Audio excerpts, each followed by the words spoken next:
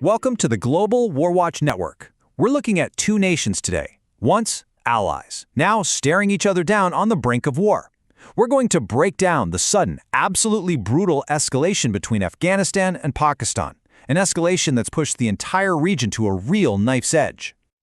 And it all kicked off with a bang.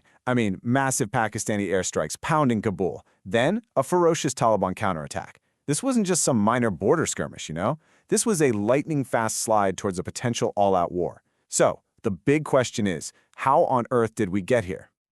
All right, so the violence, it literally erupted from the sky. Let's walk through exactly how this fragile border just exploded. The first domino to fall was on October 9th.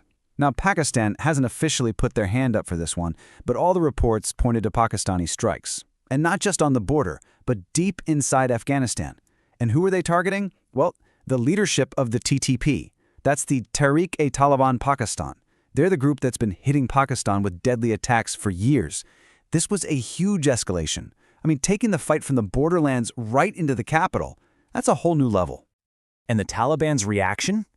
Oh, it was swift and it was furious. Just 2 days later, boom, October 11th, their defense ministry announces what they're calling retaliatory operations. And what that meant was their forces just swarmed Pakistani military posts all up and down the border. So what started as a targeted strike instantly became this massive, widespread military fight. And almost immediately, the other war began, the information war. First up, the Taliban. They dropped their numbers, claiming they'd killed 58 Pakistani soldiers in these counterattacks. But then, right away, Pakistan fires back with their numbers. Their military comes out and says, hold on. In our response, we killed around 200 Taliban fighters and their allies. So look at these competing claims. It just lays bare the propaganda battle that was raging right alongside the actual fighting. You got the Taliban saying, we killed 58 of them and only lost 9 of our own. Then Pakistan says, nope, we killed almost 200 of them and lost 23. The numbers are just wildly different. And that tells you everything, doesn't it? It's not just about the intensity of the fight, but about the total lack of trust and this desperate struggle on both sides to control the story.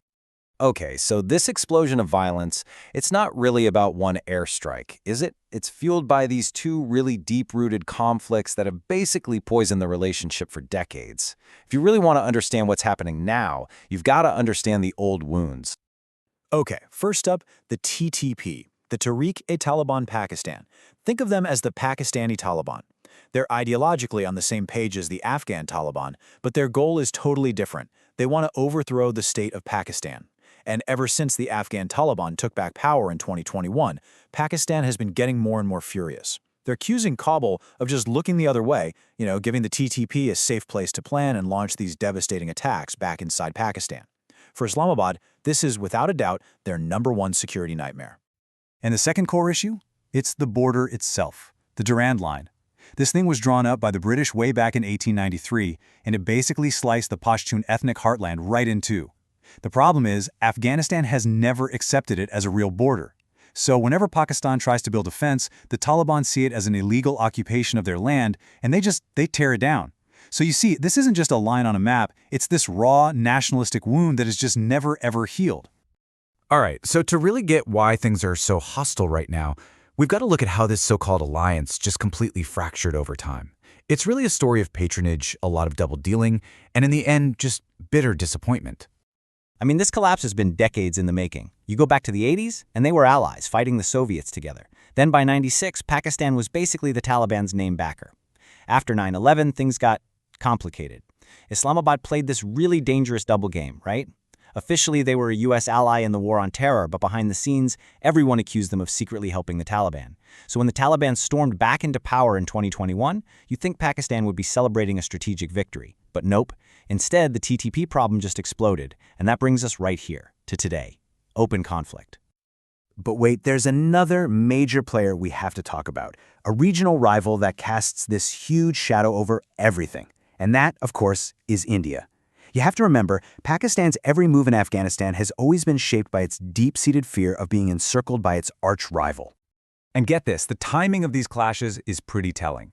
They kicked off at the exact moment the Taliban's foreign minister was in New Delhi for a historic visit. This was the first trip like this since they took power. For Islamabad, seeing those pictures, it was a complete nightmare. And Pakistan's leaders, they're not even trying to hide how nervous this makes them. Just listen to this quote from their defense minister, Khwaja Asif. It is so revealing. He's not just blaming the Taliban for the fighting, he straight up accuses them of being a proxy for Delhi. That tells you everything you need to know about how deeply Pakistan's fear of Indian influence is driving what they do. And India, meanwhile, is playing its own game. They're pursuing this strategic re-engagement. New Delhi has already reopened its embassy in Kabul, they're sending in crucial aid, and they're looking at trade routes that would just bypass Pakistan altogether. It's a classic soft power strategy, you know?